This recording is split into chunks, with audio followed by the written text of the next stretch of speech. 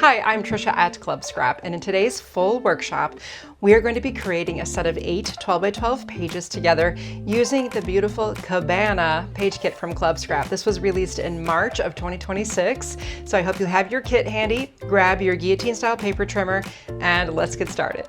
So here I have my kit out of the bag, and what I typically do is, if you want, you can leave all these wonderful embellishments, ribbons, all that good stuff in the bag so you don't lose anything, don't lose track of the little tiles and the little gems and such. Those will probably be in a bag. I'm gonna set all of that aside, and then I've got my papers and photo mats here. Beneath that, I have my trimmer. I actually grabbed a new trimmer, a brand new one, because the other one I was using for the last decade or so was starting to wear. I was starting to lose the columns. And what I do love about this trimmer is that it has a vertical column every 1/4 inch. I'll put a link to this if you're interested in grabbing one for yourself. One of the features on the newer models that I've noticed and that I really like is that it has a little bit more spring action. So when I lift the lid, it just kind of pops up. And just a really great workhorse for the money, I will say. I do have a graveyard of trimmers of other brands that I don't like. So this one has been my mainstay for, I'd say 15, 20 years now. We also use an Accordion Pocket File in this workshop, but it's not a prerequisite. You don't have to have this. It's just that we stay organized, since we'll be trimming papers for 8 layouts all at once, and then we just file them into the pocket that matches which layout spread it goes onto. So if you don't have this Accordion Pocket File, I have a link below if you want to make one or buy one. And then in the meantime, just maintain 4 separate piles and maybe label them 1 and 2, 3 and 4, and so on. There are 2 hook and loop dots here that correspond with some dots on my trimmer, so I'll just get that all secure it there. And finally, I have my instructions printed. Printing is not necessary for that, but of course I'm going to be needing them, so I'll put those to my right. Before we sort our papers, let's file our photo mats into the pockets. It's almost like a little bit of a dress rehearsal to make sure we know where things are going to be going. Let's take 2 of the dark blue photo mats. Now, if you look at all the mats, there are 3 shades of blue. We kind of deliberated about what to call them. So we went with light blue, medium blue, and dark blue. So take 2 of the dark blue mats and place them in pocket 1 and 2. And then take 1 medium blue, also pocket 1 and 2, and 1 gold, also pocket 1 and 2. Next up, take the 2 remaining gold photo mats and place them in pocket 3 and 4. The 3 light blue mats, all of them, go in pocket 5 and 6, and 2 medium blue and 1 dark blue. That's what you should have left. They all go in pockets 7 and 8. Next up, let's take the paper that we have, and we're going to put this in the order that we'll either trim it or use it. So I'm going to hold the paper upright, and you might want to also just take note that you have a Cutaparts on the back of your pile that might be facing away from you, just so that you know that that's where they are. And I'm going to grab from the upright pile 1 sheet of that gold print and just place it face down on my trimmer base. Then reach down just a little ways, and you're going to find the blue print. Put that face down on your trimmer base, followed by 1 more of the gold plain.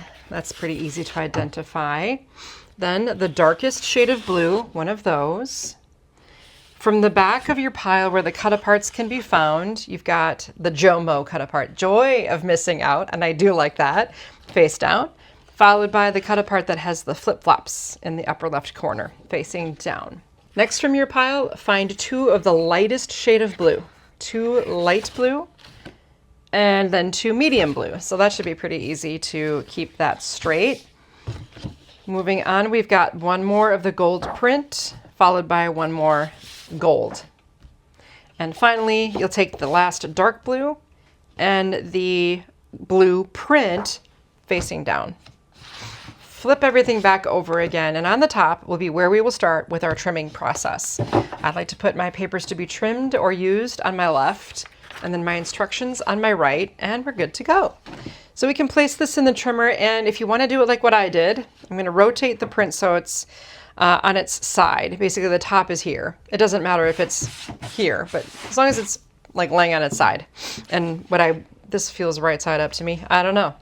We also have a picture of that in the instructions. So when in doubt, you can look at the instructions and say, does this match what this says? Yes, okay, then we're good to go.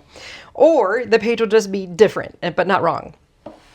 Let's trim this at 10 inches. Now, just by way of reminder, if you're new to this trimmer, I always like to just cover this very quickly. Make sure the paper is resting against this guide up here, so it's nice and at a 90-degree angle with the blade, and then find the hole number 10. A common mistake might be to look at centimeters. That's up here instead of inches, which are down here, and we're going to go all the way to 10. Then push down on this clear bar that stabilizes the paper, and then just slice it.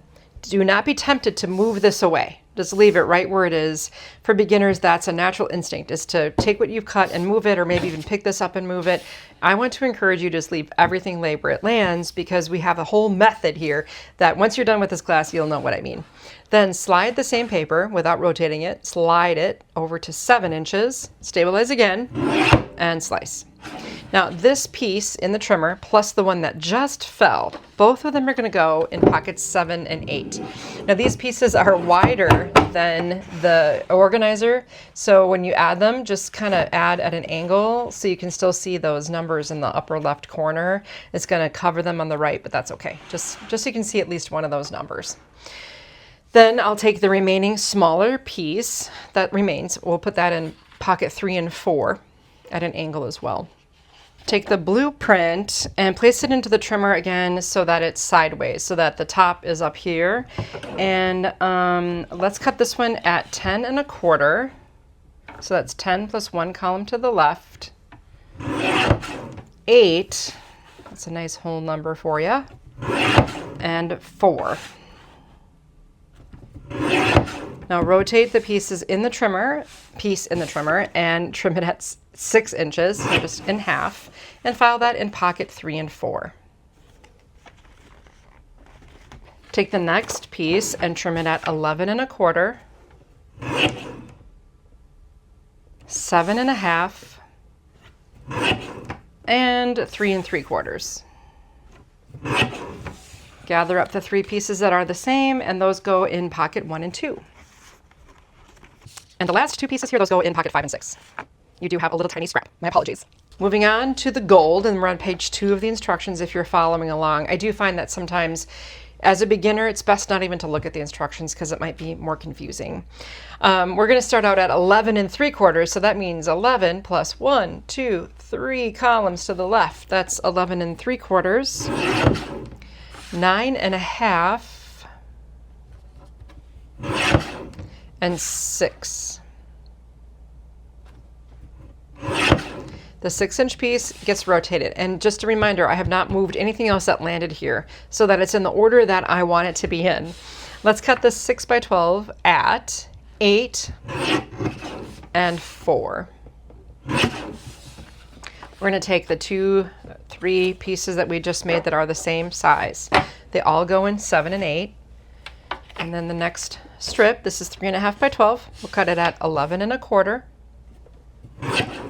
7 1/2. So make sure you're between 7 and 8. That's 7 1/2, 3 3/4. All 3 of these pieces also go in pocket 7 and 8. And I regret to inform you that we made another scrap. We'll set him aside. Grab the widest remaining strip that we'll cut at 11, 8 3/4, 6 1/2, and 3 1/4. Now you have 2 larger rectangles here that are the same, the one that you just created and the one that just fell. Both of these go in pocket 7 and 8. Then you have a square for pocket 1 and 2, and a square for pocket 3 and 4. This little 1-inch piece fell from the end. That is a scrap. And we have this long, narrow piece for pocket 1 and 2. The next paper we sorted is the darkest shade of blue. We'll start at 10 1/4 and 6. Rotate the 6 by 12 and trim at 8 and 4. This piece in your trimmer place it in pocket 3 and 4. And there's 2 more that are the same that just fell. Those go in 5 and 6. Take the next strip and we'll cut at 11 3/4, 10 1/2, 7, and 3 1/2. All right, you did make 3 pieces that are the same. 1, 2, 3. All of them go in pocket 5 and 6. Then there's kind of a really narrow rectangle that also goes in 5 and 6, and then there's a really narrow strip. That is a scrap. I apologize. This is more scraps than usual. Then this really narrow strip, we're going to cut this at 11, 9 1/4, and notice I still pushed down on that clear bar even for these little pieces. 7 1/2,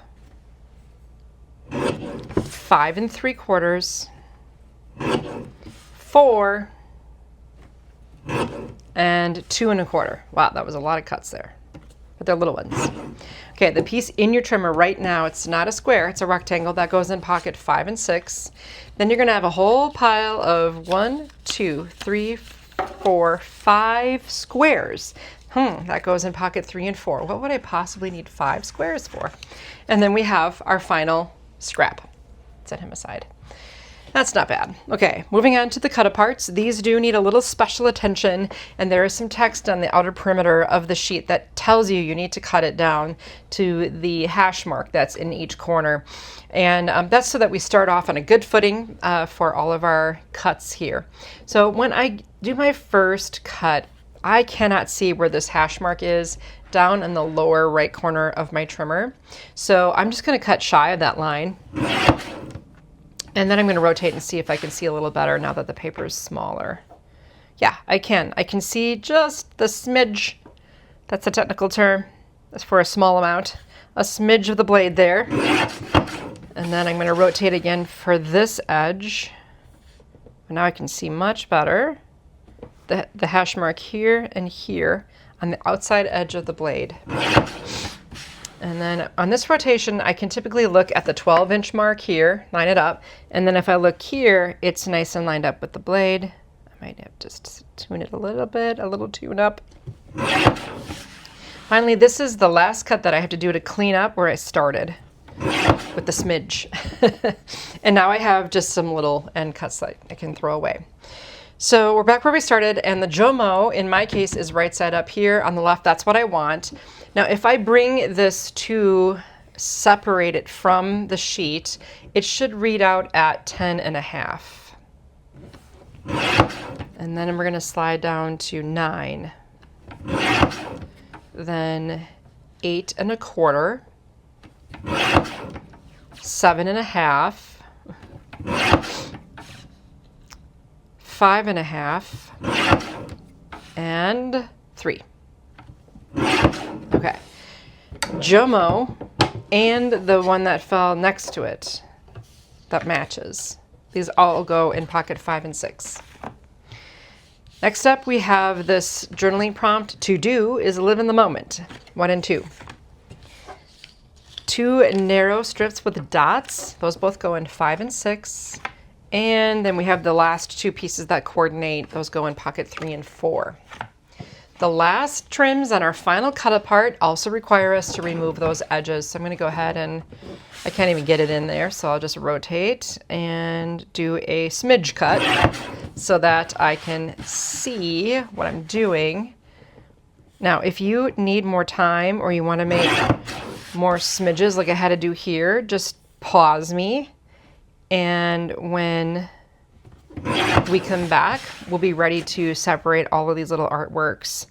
The instructions also include the trimming measurements for the Cutaparts. But, you know, we try to make it so that all of the cuts end up on whole numbers or quarter inch numbers. We try to make it as easy as we can, but this step really helps us get things off on the right foot. Okay, get rid of my little sniglets and return to the upright position where it says good energy is contagious on the upper left with our flip-flops. And we're going to trim at 11. Before you cut, just always make sure you're not going to go through any important artwork. And then 10, slide it over to 8, and then 6. Oh, these are nice whole numbers. And finally 4. Now rotate the 4-inch piece that we have in the trimmer, and we'll cut at 11,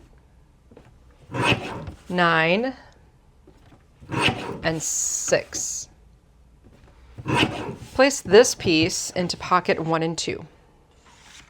Take a second to grab some scissors and just kind of separate these items. You can fussy cut them, like pause and fussy cut these now. It's the way I do it when I'm actually creating the pages initially, or you can just fussy cut them later. And Jacqueline always leaves a nice little glow around the image so that when you do fussy cut it along that glow line, it looks so much better. You know, it looks more like a sticker, which I like the look. If you don't like that look, just cut right against the image, but this just definitely smooths out the lines, makes it easier. So the sunglasses and the little lemonade, they both go in pocket 1 and 2. And the little palapa, that goes in 5 and 6. Then we have Breathe journaling prompt 3 and 4. And the Relax and Recharge 5 and 6. Pick up just the next strip, and this one will cut at 10 and a half, 8 and a half, 6, and 3. Now you can see right away on this piece that it's got these up triangles on the upper corner, so I'm just going to go ahead and use my trimmer to visually line up the margin there between the edge of the artwork and the angle and just make it into a tag. You can do that with a craft knife and cutting mat or scissors, but this tends to be quick and easy. When I really want it to be perfect, I do use a craft knife, ruler, and cutting mat. So this piece goes in pocket 7 and 8. Then you have another tag. I can see clearly now, 1 and 2. Finish the song with me. Palm trees and ocean breeze. That's 5 and 6.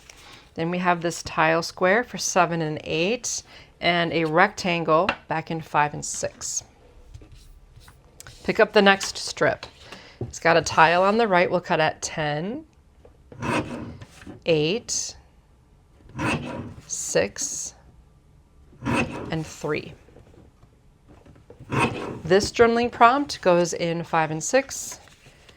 Invest and rest, 7 and 8. No kidding. Here we have a cute little palapa on a square. That's 3 and 4. And these other 2 tiles, the yellow one goes in 1 and 2, and the blue one 7 and 8. This wide strip here, that goes in pocket 1 and 2. And then the last 2 strips are like a 2-part title, 7 and 8. Well, congratulations, you made it through phase like 1, which was sorting or photo mats. Phase 2 was sorting the paper. Phase 3 was trimming the paper. Phase 4 was trimming the Cutaparts. Now there's just one more phase left to go, and that would be arranging all these pieces on your layouts. And then later on, you can go back and stick everything down. You don't need me to help you do that. So let's lock our trimmer blade if you haven't already. Separate it from your accordion pocket file if you have one of those. And we'll get started with our tri-fitting. From now on, just make sure that this stays on its back. It's not designed to be held upright without the trimmer helping it. So I'm going to set that aside. And let's turn to the last page in our instructions. Also, as we're doing that, I just want to point out that from all of that, these are the scraps that you have. 1, 2, 3, 4, 5 tiny little pieces of paper. I think you can, with clear conscience, you could probably dispose of them, circular file them. Now, we go to the last page because what we're going to do now is start out with layouts 7 and 8, not with 1 and 2. That way, as we pile all these pages up, number 1 is going to be on the top, ready for you to work your way back down. And if we have to resolve any issues with filing, you can fix it more easily this way. So let's take our entire stack of remaining paper and put it to the left of the center of our workspace, and then take the top sheet and slide it on over. So now we have 2 papers that are light blue in color, and that matches with the top ingredient listed for layout 7 and 8. I'll take my accordion pocket file. Got a big giant piece of the gold print in there. Take everything out. And that should all be all the pieces we need, with exception of the embellishments to finish the layout. So here we can take this large golden print here, and we're just going to put that on the edge on the left side, and then the other piece goes on the right, but just a little bit of air right there to the right of it. Let that blue peek through. Then let's add our titles. The world is too big to stay in one place. We're not sure exactly where that's going to end up, but to find out, we're going to take the dark blue mat, and that's going to go into the lower left corner of the right page, and then this is going to be above it, kind of making a little frame around that piece, and then you can nest a yellow or gold on top of that. The two blue tiles fit right like a puzzle in there, and boy, that's already looking great. We also have two more vertical gold mats that will fit right in here, again framing it up nicely, and then the other two here in the medium blue. Across the top, these are going to go horizontally. They're not quite squares, so I think it's a horizontal placement there. You have a journaling prompt. That'd be this guy. You can clip the corners of the mat to match, and that's going to go like right around here. And then you have invest and rest, also gets a gold, and that's going to go right along here. Now, yes, there are more things that I did with this, but if you want to do the bare basics, you can. In fact, I had a friend who did a 50th wedding anniversary for her parents. She took kit after kit after kit, and she did it this far and stuck everything down, added her photos. So she did nothing with the embellishments, but she got the job done. So I just want to give you permission to not do anything else with these pages if you don't want to. But I will show you what I did.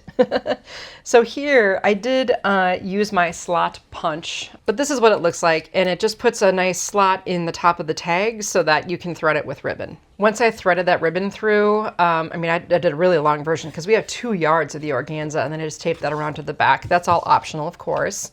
And then on top of that, I just took a little piece of the blue cotton ribbon and tied a knot into the center of it and glued it on there and finished it with a cute little shell charm. And that was attached with a bookbinding glue dispensed from a needle tip applicator. Once again, I'll put the glue and the applicator that I use in the description below.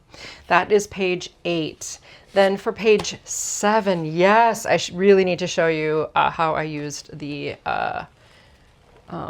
jumbo leaf. Now, be mindful that these leaves are stuck together, and I will assure you that our warehouse had a blast getting these all sorted out and into your kits, but they'll be stuck together. You can just like peel them apart, and I'm going to grab my trimmer one more time. So if you put the leaf into the trimmer, and I'm just going to sneak all those leaves underneath that plastic guide, and I'm just going to center it up as best as I can, push down, and then slice right on through, okay? The other thing that I did was created like a corner. So just put it in there, and maybe you want to get rid of that smallest one. Oh, there we go. I got rid of like 2 fingers. Not mine. The leafy fingers. Got rid of those. And I did it the same on the other half of the leaf. So you can just, again, like make a straight cut so that you have a corner, and then you can use that to as your guide for adding this to the page. Kind of cool. You could even, if you wanted to have a couple like in front, you can do that. Get as creative with this as you want, or omit it. It's totally your call, but you can see that's exactly what I did here on this page. Easy, easy, easy. Okay, so let's set that aside. And we are going to proceed. By the way, everything else there is pretty straightforward. I guess there was one other thing I did with the ribbon I want to quick show you. This was really easy. I just call it the twist. So I added the ribbon to this piece and just twisted it before I attached it on the back. It looks like I also mounted this with foam adhesive circles. Again, I will leave a link for you if you need some foam adhesive circles. I do have a favorite type that is really easy to use. Now I'm picking up the base for page 7 and sliding it over on top of page 8. Then I will take this is the medium blue, slide that over on top of page 7, and now in front of me I have everything I need for layouts 5 and 6. So if I just take everything out of the pocket labeled 5 and 6, I should be good to go. And you know, in your instructions, whether you're looking at them on a screen or your phone or your tablet or a print, this is where we're at here, top of page 4. I like to deal things out if I can. Sometimes it gets a little messy, but if I hold everything in my hand, it's a little easier to deal it out, just like a deck of cards.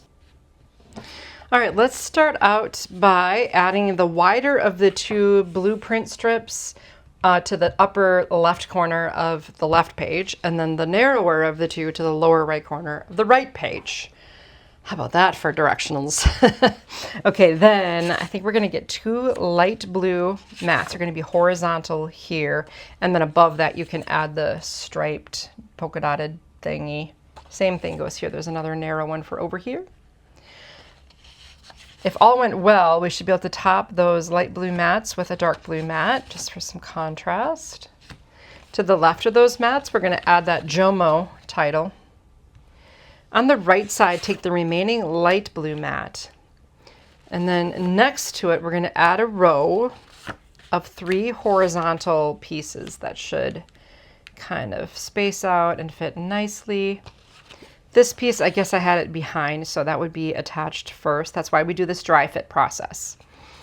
Up here, we're going to add that palm trees and ocean breeze. And I think I also incorporated one of those cute little shells right next to it. There seemed to be a good spot.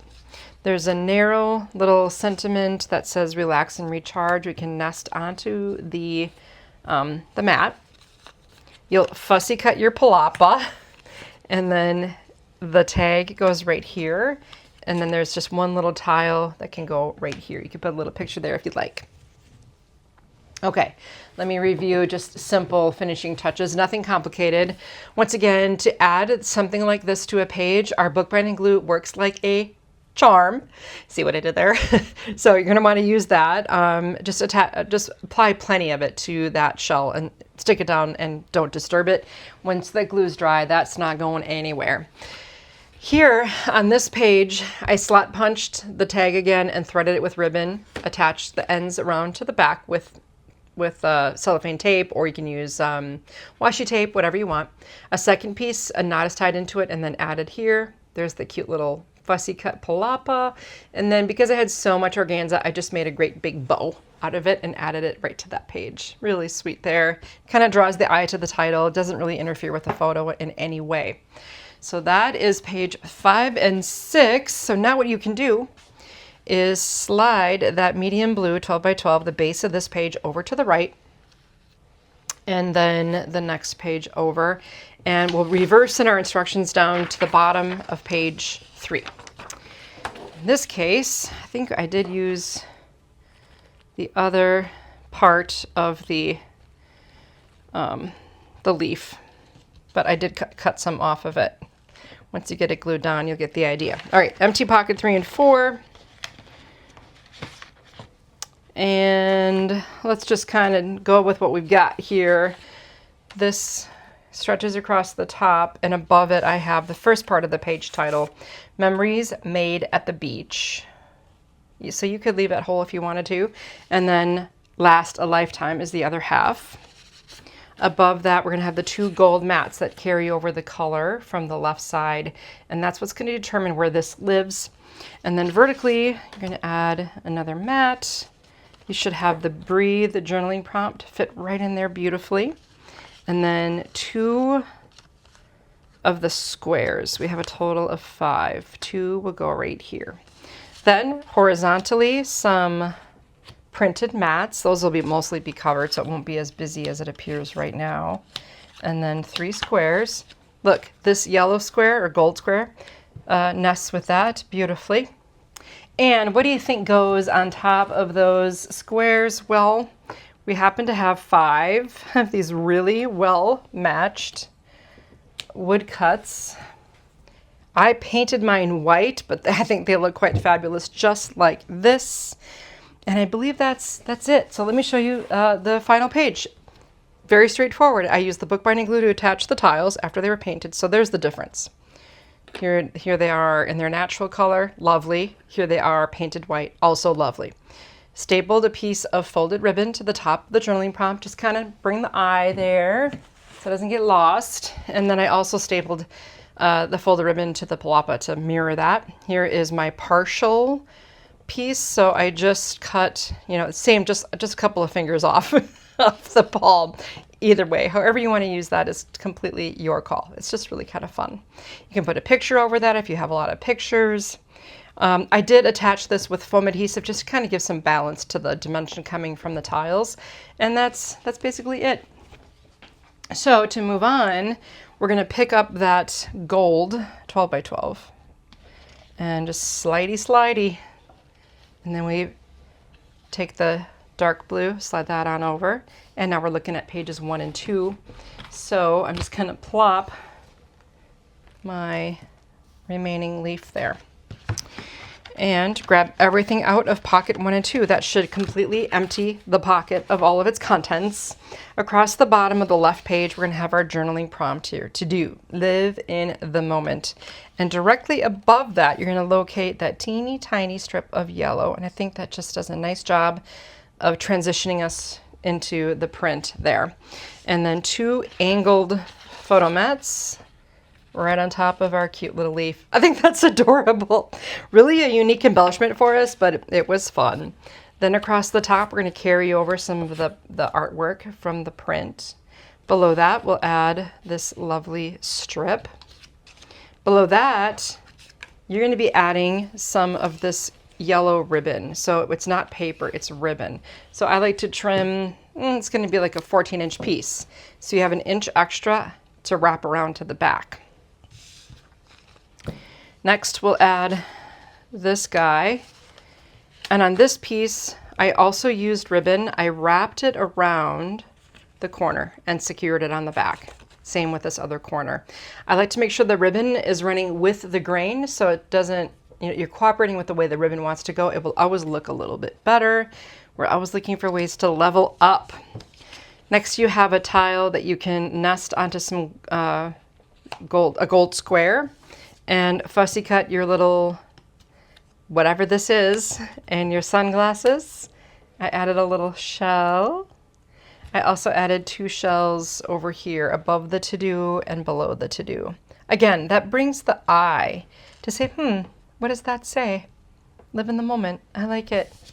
You also have a tag. I added that here and stapled some ribbon to it. Finishing touches. I mean, that was almost too easy, right? Here I have my wrapped corners, glued that on. I think I probably glued those on as well. This is really ready for your pictures, isn't it? No matter where you went, no matter what you did, were you in Greece, were you in the Caribbean, were you in the backyard on a sunny day? Were you in your friend's pool? I don't know what you were doing, but I think these pages are really gonna work. Maybe it was a wedding. Maybe it was like a tropical wedding in Jamaica that you went to. Either way, it's going to be gorgeous. Now, the only thing left for you to do is make a decision. I guess you can right now go ahead and grab your favorite adhesive, stick everything down from 1 to 8, then it's done. And the other thing you could do is just stack 1 on top of 2, then you'll have a pile, right? Slide everything back into the bag that it came in. Slide any other unused embellishments so they're all there. Maybe even a copy of the instructions into the bag.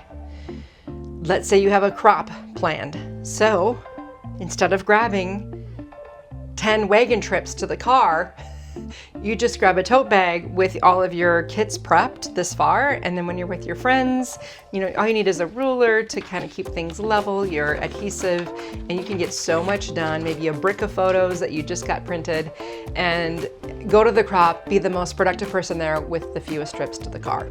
It's really a method that works. I've seen it happen. So that being said, if you don't mind just taking a moment, it does help my channel if you like the video, just hit that thumbs up button, totally free of charge. And then also just take a moment and leave a comment. Maybe you've been a member a long time, you just want to check in and say, hi Trisha, I read all the comments eventually. Maybe if there's something new that you learned, or maybe you're trying this for the first time and discovering what a cool method it is. I do love to hear from you, and I love reading those comments. And again, it does help YouTube know that people want to learn more about Club Scrap, and then it delivers it to more people, and then we keep the lights on. If you are not a member of Club Scrap, maybe you picked up this kit at a garage sale, maybe you bought it on our exchange, maybe you just found it some other time and you're curious about Club Scrap. We do have a website at clubscrap.com. Just stop on in and look at the latest collection. As a member, you do save quite a bit on your monthly kit fee, so it's anyone can shop, but members do always save. So consider a membership to Club Scrap. Give us a try. We'd love to welcome you to the family. We also have a private Club Scrap chat group. And it's fun because everyone has the same kit. We can all talk about what we make together because it's not always just these pages. We also have a card club you could belong to if you are just love crafting with paper and love making cards. We'd love to meet you there as well. I do a full card workshop every month with a kit of the same theme, but a different design. So check it out if you haven't already. Maybe I'll even link the video somewhere, like down there or up there. I'll put a little link to the card workshop so you can see what that's all about if you don't know already. Okay, I've gone on long enough. Thank you so much for being here, and I'll see you next time.